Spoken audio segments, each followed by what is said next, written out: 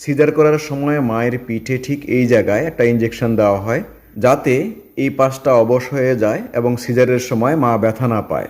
কিন্তু আমরা জানি যে সিজার করার পর মায়ের কোমর ব্যথা দীর্ঘদিন থাকে। এর কারণ কি? এর অনেকগুলি কারণ থাকতে পারে। প্রথমত, যখন মা গর্ভধারণ করে তার এই যে পেটের এই মাসেলগুলি অনেক বেশি প্রসারিত থাকে।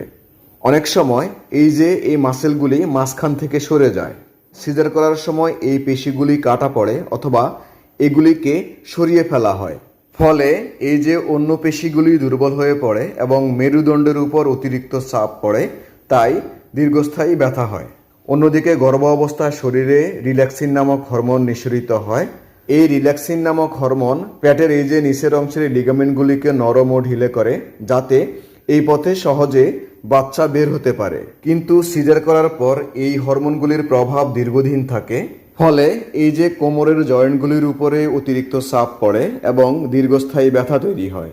তবে এই দীর্ঘস্থায়ী ব্যথার মূল কারণ হলো, যখন পেটের চামড়া বা এই অংশ কাটা হয়, তখন কাটা জায়গা পুনরায় ভালো হয়ে যায়।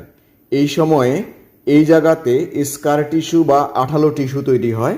এই আঠালো টিস্যুগুলি পেটের অন্যান্য অঙ্গ প্রত্যঙ্গ বা পেশিকে জড়িয়ে ফেলে, যা কোমরের পেশিতে টান সৃষ্টি করে।